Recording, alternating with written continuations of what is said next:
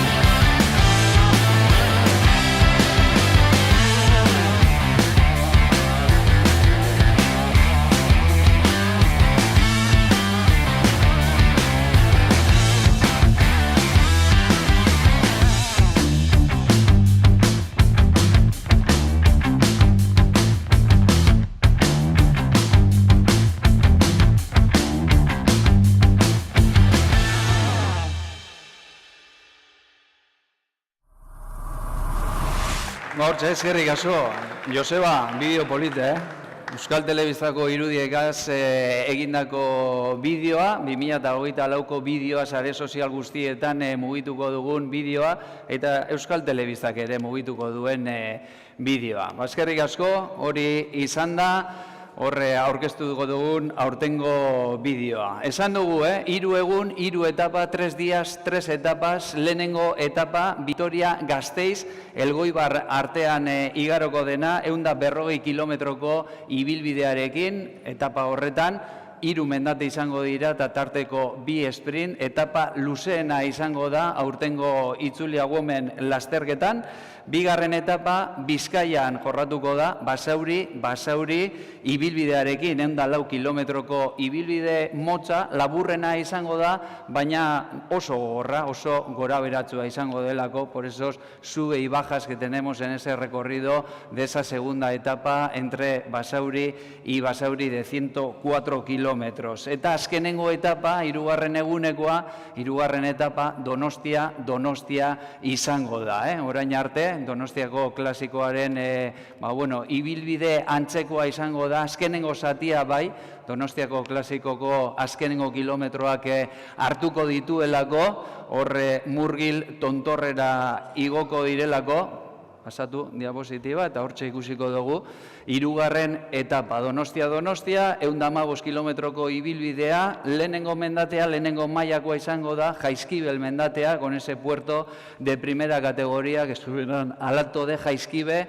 Gurutxe de tercera categoría, Murgil, Tontorra y el Alto de Mendizorrotz, ya para dirigirse a la línea de llegada. Una etapa donde suele haber muchos cambios durante todo el recorrido entre las corredoras favoritas, las que se están jugando esa clasificación general. Beraz, Donostia, 115 kilometroko 3. etapa hori izango da protagonista. Eta Donostian gaudelez, hitza emango diogu Donostiako anfitrioiari, alkateari, Eneko Goiari, mesedez, hurbildu atrilera, egunon.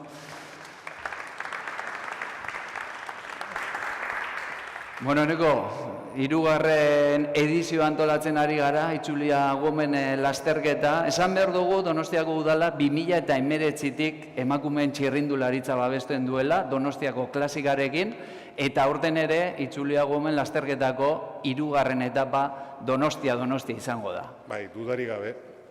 Nik uste alde batetik Donostiak baduedako txirrindularitzarekin lotura historiko bat, betidanik.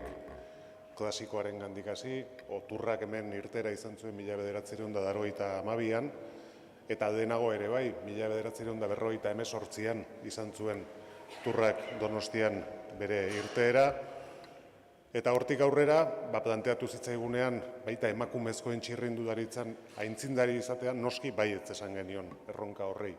Denengo klasikoarekin, eta gero, Uzi Turrek jartzen dituen baldintzak eraginda, Itzulia Woman honetara bilakatuaz, ez?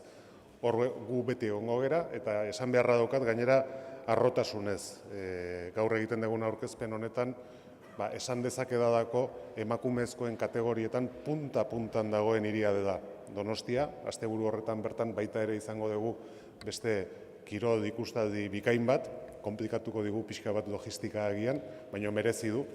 Eta hurrengo asteburuan, Errealdeko neskak finala jokatuko dute Zaragozan. Beraz, apustu horren alboan Donostiako udala zalantzarik gabe beti. Emakumeen kirolaren alde, beraz, ez? Donostiako kirolak ez bakarrik txirrindularitzan, baizik eta beste kirol arloetan ere beti babesa jartzen duelako. Bai, kategoria guztietan. Eta esan dut, apustu hori garbi daukagu, eta gainera harrotasunez esan dezakegu gaur egun Donostia eredu dela atadorretan.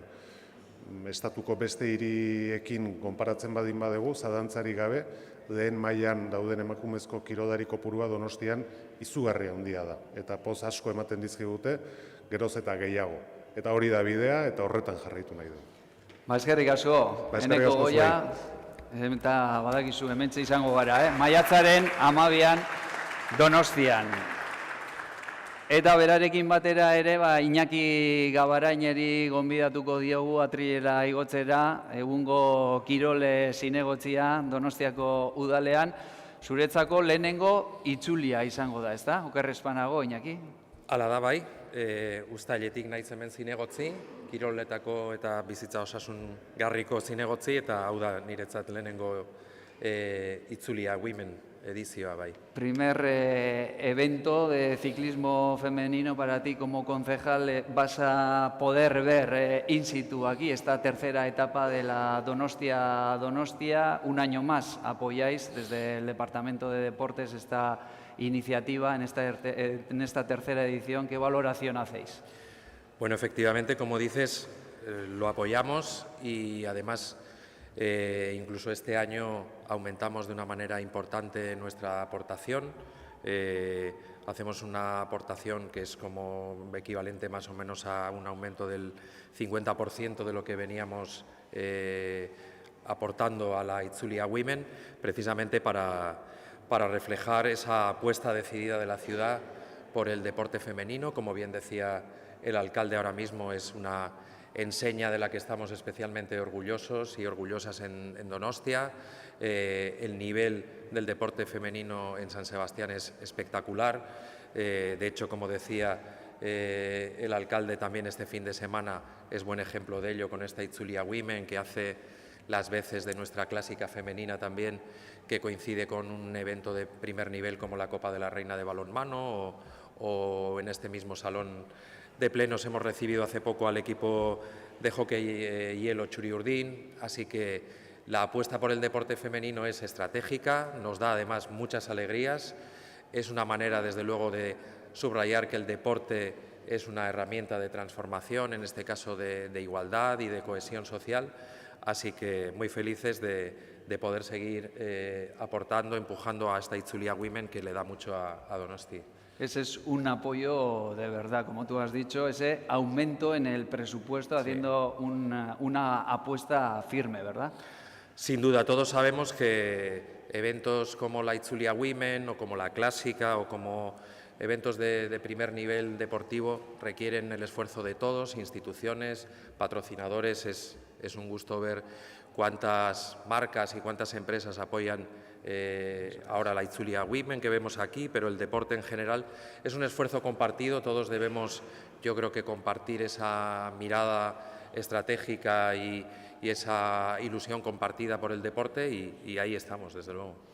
Eskerrik asko, Iñaki Gabarain, Donostiako udaleko kirol zinegotzia, badakizu, maiatzaren 12an, Hemen izango gara, hirugarren etaparekin, orduan jakingo dugu ea zeinek lortzen duen garaipena aurtengo 2024ko Itzulia Women lasterketan. Bueno, aurrera egingo dugu aurkezpenarekin, continuamos con la presentación y para ello vamos a invitar a la directora de la carrera, Alaitz Biritzinaga, que nos cuente un poco los detalles de la carrera de esta tercera edición. Bueno, kaixo egunon danori. Lehenengo eta behin, eskerrak emon diputazioei, udaletxiei eta patrozinadoriei, gure proiektuen egoteko sartute. Gero bebai, voluntarixuei, ze, karo, voluntarixo barik ezin duen karreraik. Eta, Donostiko udalai, hori bebai, agradeziduz, ja da, 3. urtie, eta aurretik 2 urte geixa egon zan bebai txirrindularitza femeninue apostuen, ez?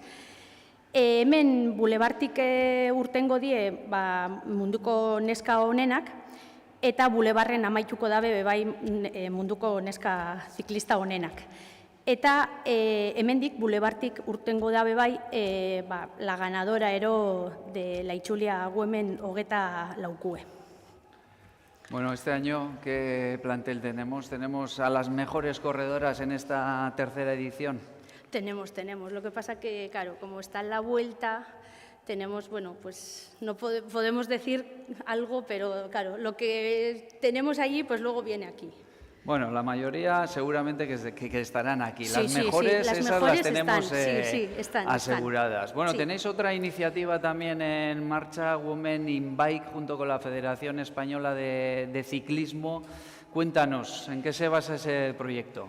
Bueno, pues la Federación Española de Ciclismo tiene un proyecto que es Women in Bikes, que es, pues unas quedadas de mujeres en bicicleta. Y el día 12 de mayo van a hacer una quedada aquí en Donosti y, el recorrido que van a hacer es, salen primero las corredoras profesionales y luego salen 30 corredoras del proyecto Women in Bikes. Van a ir hasta Jaizkibel, por ahí, por los alrededores de Jaizkibel, y luego vienen de vuelta y van a ver la meta pues en la zona de invitadas de la Itzulia Women. Y si alguien quiere información sobre eso, pues en la página de la Federación está todo escrito. O sea que es una iniciativa para promocionar las cicloturistas femeninas, digamos, y les invitamos a hacer seguimiento de la tercera etapa. Sí, les invitamos y pues ellas van a hacer un recorrido más corto que las corredoras profesionales y luego ya vienen a meta y ven la meta aquí en el Boulevard, pues cuando lleguen las corredoras profesionales, luego vienen ellas lo ven. Pues muy bien, muy interesante. Eskerrik asko, Vale. Alaitz Eskerrik asko Biritzinaga. Lasterketako zuzendaria, 3. edizio honetan, Women in Bike proiektu berri hori, ekimen hori, pues esa nueva iniciativa, las mujeres en bicicleta, para esas mujeres cicloturistas las invitamos también a hacer seguimiento de esa tercera etapa con esa quedada en bicicleta. Por tanto, todas las mujeres estáis invitadas a participar en esa quedada. Bueno, seguimos con la lista de dorsales, con los equipos que van a estar presentes en esta tercera edición, en esta tercera etapa. Ya hemos dicho, 120 corredoras van a completar el pelotón en esta tercera edición con equipos de todo el mundo, equipos World Tour y equipos continentales. 10 equipos World Tour estarán aquí en esta zona de salida, 10 equipos continentales también participarán para completar ese pelotón de 120 corredoras. Equipos como el Team SD Wars, el equipo más potente que estará en la línea de salida, el el equipo Lidl Trek de USA, el Canyon SRAM de Alemania, el Team DSM Firmenich de Países Bajos, el FDUS de Francia, Phoenix de Koenig de Bélgica, el Leaf Alula Jaico de Australia, el Movistar Team, el Cofidis Women Team de Francia, ST Mitchell, Mavic también equipo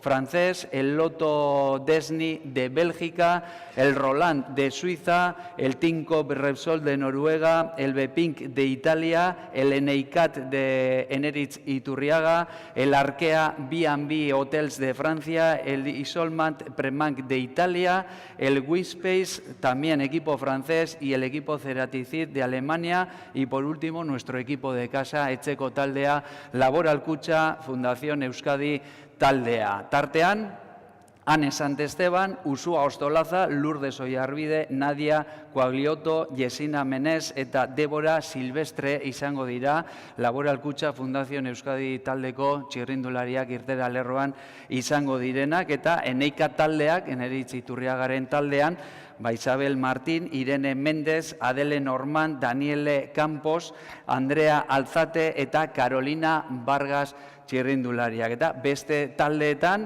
SD Wars taldean adibidez, hor talde buru, Demi Bolerin, 2022an garaipena lortu zuen txirrindularia, berarekin batera Marlene Reuser, Mari Fischer eta Blanca Bas. Txirrindulari handiak, goi mailakoak, irtera lerroan izango direnak. Lidl Treketik, talde buru, Amanda Espral, Laureta Hanson, Canyon taldean, Elis Txaberri eta Ricarda Bonefeint, Team DSM taldean, Francesca Barale, Marta Cavalli ere, FDI taldetik, etorriko zaigu, honek ere, iazko itzulian zerrezan handia eman zuen txirrindularia dugu, Evita Musik baita, Pauline Rogallers Feniz taldekoa ere, Olivia Baril, Paula Patiño eta Claire Stills ere, bertan izango dira irtera lerroan, beraz, alaitz bertan egongo dira txirrindulari onenak, gaur egun goimaiako txirrindulariak. Aste honetan, Espainiako itzulian ere ari direnak, bertan izango dira maiatzak 10, 11 eta 12an. Beraz, horre tropel handia izango da, eta horrekin batera, ikusten ditugu, zeintzuk izango diren aurtengo mayotak. Ahí vemos los mayots de esta edición, diseñados por Govic y fabricados por Govic. En esa clasificación general tenemos ese mayot amarillo que va a ser patrocinado por Euskal Telebista. Tenemos el mayot verde también de los puntos, patrocinado por Gipuzkoa Kirolak. Tenemos el maillot de la clasificación de la montaña, que lo patrocinará un año más, una edición más, Euskolabel. Y tenemos ese maillot azul, también patrocinado por el Gobierno vasco, a esa clasificación de la más joven por la marca Euskadi Basque Country. Horrek izango dira beraz, lehiatuko dituzten maillotak aurtengo ekitaldiak. Eta sariei dagokienez, aurtengo ekitaldian, hor, babesle ezberdinak izango dira, babestuko dituztenak, sarienak, maillotak egin ditugu, eta jarraian, aurtengo saria pantailan sartzen badituzue.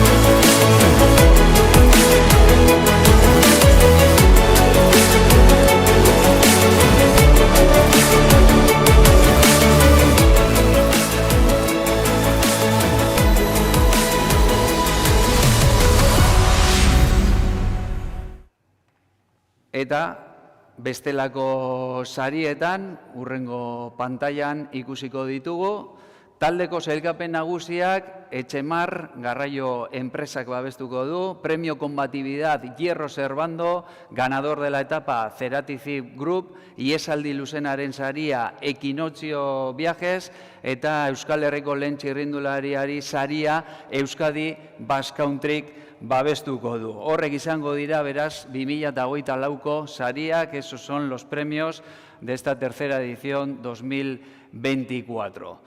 Eta esan dugu, sailkapen nagusiko maiotoria Euskal Telebistak babestuko duela, eta horretarako Joseba Urkiolari gonbidatuko diogu, atrilera igotzeko gurekin batera. Egun on, Joseba. Egun on, bai. Bueno, ze berrikuntza daukagu, aurtengo itzulia gomen lasterketari begira, badakigu gizonezkoetan horre sekulako azpiegitura jartzen duzuela, emakumezkoetan ere iaz kriston azpiegitura jarri zenutela, emanaldi oso politak ikusi genituen Euskal Telebistan, aurten zer daukagu? Bueno, hasteko eta behin esan guretzako plazerra handia eta privilegioa dela txapeldunaren edo elastiko hori izendatzea. Eta bueno, gure egiteko eran badauka lotura eta koherentzia hemen bertan udapartean ere, estropadetan, arraun munduan ere emakumezkoen ligako, emakumezkoen arraularirik patroirik onenaren elastikoa ere, babesteko zortez gara, eta urten bigarren urtez jarraian elastiko horia EITB taldeak izenpetu edo babestuko du, eta zentzu horretan oso pozik. Eta emanaldiaren inguruan, apirila hasieran ikusitakoa, orain maiatzaren 10, 11 eta 12an ere ikusteko moduan izango gara, medio aldetik, bai esfortzua eta bai bitartekoak berdinak dira, eta hori, aldatzen dena ordutegia da, beste ordutegi batekin, hasieran baziren zalantzak, eta poz ematen du 3. edizio honetan, aziguziak ereitean etortzen dian zalantzak apur bat usatuta, geroz eta izendapen gehiago ere badaude proba babesten, eta, aipatu moduan, egunero, bai 10, bai 11 eta bai 12an, eguerdiko 12etatik ordu bietara, zuzenean, ez soilik telebistan, baita ITB.eusen, eta baita Euskadi Irratia eta Radio Euskadin ere, jarraipen zabala eta berezi egingo zaiela, lasterketa behar bezala helarazteko, eta hilaren 12 horretan, gutxi gora bera, lasterketa ordu bat eta erdiak inguruan amaituko da, gero sari banaketa izango da, eta ordu bat eta erdietan bertan, espero dezagun, hiriko beste emakume talde garrantzitsua, berriro ere ikusteko moduan izango garela Erreginaren kopako finalean Donostian jokatuko den honetan, eta reala bezalaxe, aurreko asteartean aipatu moduan, 3 ekitaldi horiek euskaraz entzuteko moduan izango dira, ikusteko moduan, baina honek badu zerbait berezia, ze guretzako proba hau da Euskal Herria, kasu honetan Donostia, mundu zabalean ikusteko aukera gehien ematen duena, gutxi gora bera 180 herrialdetara zabalduko dugu seinalea, eta guretzako ere bada ardura handia, mundu mailako emakumerik onenak, Euskal Herri luze zabaleko karreteratan dabiltzanak behar bezala helarazteko. 180 herrialdetara zabaltzen da seinalea. Hori da, gutxi gora bera, bai. Asko dira. Hor ikusten da Euskal Telebistak apostu handia egiten duela emakume kirolaren alde, kasu honetan emakume txirrindularitzaren alde, eta guk etxean oso lasai ikusten ditugu zuen emanaldiak, baina horrelako emanaldi bat egiteko ze medio erabiltzen ditu Euskal Telebista, zelako lantaldea du atzetik? Lantalde batetik aditu eta hornitzen gara kasu honetan, aurreko 2 urteetan bezala Leire Olaberria izango da, telebistan bederen esatari, eta gaur hasten da guretzako denboraldia berriro apirileko amaituta, Italiako giroarekin batera, eta nolabait maiatza, Euskal Herriko emakumezkoen itzulia eta giroarekin osatuta dago, eta lehenengo talde lan badago, bai produkzio aldetik, bai teknika aldetik hori behar bezala bideratzeko, antolakuntzakoekin ere errepideak eta horiek danak zehatuta daude, ikuskatuta daude, eta gero betiko helikoptero, motor eta bestelako gauza konplexuak, azken aldi hontan zorionez urte luzeetan gauzak ondo doaz, ondo ikusten dira, eta zentzu horretan pozik gaude, emaitzak ere gora doa zelako, eta, bueno, iaz ematen du, eguerdi partean eman da, agian gutxiaguk ikusi beharko luketela, baina ez da, zenbakiak gerozta gorago doaz, eta esan behar dugu, iaz lau aldiz gehiago ikusi zela aurreneko edizioa baino, interneten emakumezkoen itzulia, eta oso pozik, eta, bueno, apustuarekin sendo eusteko gogoarekin. Hori, nabarmendu, ordutegia baliteke ez dela hainona izatia, baina hala ere, goraka. Ordutegiak onak edo txarrak ohiturek egiten dituzte, eta igande guarditako estropadak arratsaldean ikusiko ez genituzke moduan, emakumezkoen itzuliak hartu du bere ordutegia, eta, bueno, horretan gabiltza. Pozgarria da. Eskerrik asko, Joseba, hortze, jarraitu dezazuela.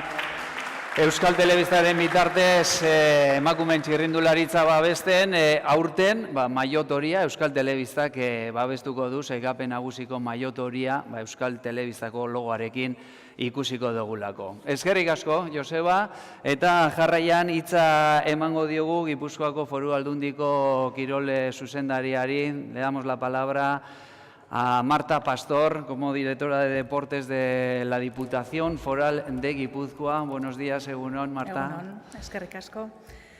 Bueno, nosotras estamos encantadas de dar la bienvenida una vez más a las mejores ciclistas del mundo en esta tercera edición de la Itzulia femenina. Un evento que era tan necesario que ya se ha convertido en un referente en el calendario internacional, por la calidad de sus competidoras, por la emoción que nos brindan en cada etapa y por el mensaje de igualdad y de empoderamiento que transmite. Es una oportunidad única para presenciar el mejor ciclismo femenino del mundo y lo tenemos al lado de casa. Es un evento que nos brindará seguro grandes momentos deportivos y nos ayudará a avanzar hacia un futuro más igualitario y justo. Así que mucha suerte a todas las participantes, mucha suerte a la organización para que vaya todo perfectamente y ya solamente nos queda salir a la calle y a animar a estas mujeres. Eskerrik asko. Pues muchísimas gracias. Eskerrik asko, Marta. Hortxe daude, esas son las palabras de Marta Pastor, directora de la Diputación de Guipúzcoa, que le tenemos que agradecer, porque gracias a la Diputación de Guipúzcoa, que en su día hizo una apuesta fuerte, hoy es posible organizar la tercera edición de la Itzulia Women 2024, beraz, eskerrik asko ere Gipuzkoako Foru Aldundiari. Eta jarraian, beste babesle bati hitza emango diogu, Eusko Label babesleari, Mikel Arriagari gurekin daukagu, eta berari ere gonbidatuko diogu. Egunon, Mikel, igo mikroa, lasai. Bueno, aurten, Itzulia gizonezkoetan egon zarete, emakumezkoetan ere egongo zarete, nolako balorazioa egiten du Eusko Labelek horrelako lasterketatan babesle izateaz? Bueno, lehenik eta behin, beti iten duen bezala, eskerrak eman antolakuntzai, antolatzatikan eta baita guri parte hartzeko aukera ematatikan, ez da.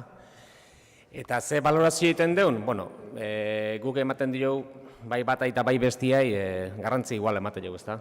Guk azken finean azitik, Eusko Labeletikan, saiatzegea, berdintasunen alde lan iten, hazi indazkaun esparru ezberdinetan berdintasunen alde lan egiten, eta kasu honetan, bai koherentzi eta bai konbintziogatik, logikona da mutilen itzulian mendiko mailota patrozinatza balen badeu, emakumetan berdin itia, ez da? Azkenian gainea, nik uste lehen sektoria eta bai lehen sektoria eta bai kirolian, kasu honetan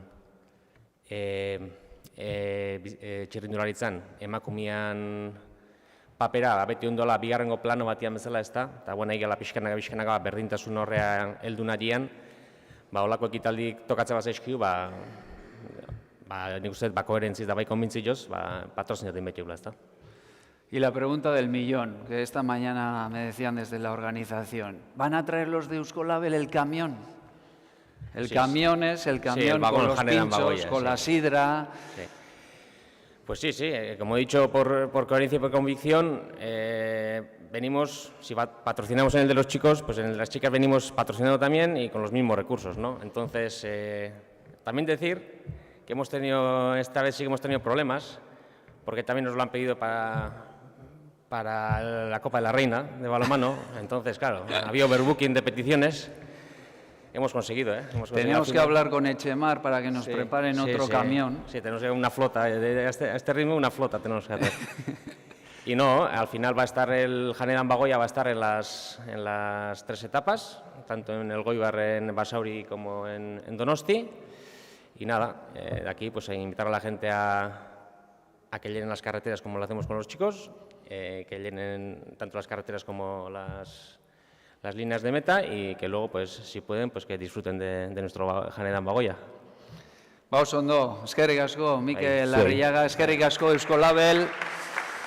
Meniko ekapeneko maiota babesten dutelako aurtengo ekitaldian ere, beraz, ikusiko gara aurtengo itzulia gomen lasterketan. Besterik ez, hau izan da gaurko aurkezpena, eskerrik asko etorri zareten ordezkari guztiei, Carlos Sergio Atzotegi, Basauriko udalari, eskerrik asko, gaur aurkezpenea etortzeagaitik, Ibon, Etxemarretik, Iñaki Gabarain, Donostiako udaleko kirol zinegotzia, Marta Pastor, como directora de Deportes de la Diputación Foral de Guipúzcoa, Alaitz Birichinaga, ha quedado bien la presentación, ¿no? Que estaba nerviosa a la mañana, decía, a ver qué tal sale, ha salido muy bien. Eskerrik asko, Eneko Goya, Julián Eraso, Joseba Urkiola, Mikel Arriaga, Maialen Gurrutxaga, eta etorri zareten guztioi, badakizue, maiatzak 10, 11 eta 12 itzulia gomen lasterketa izango dugula Euskal Herriko errepideetan. Ahí tendremos esos 3 días de ciclismo femenino,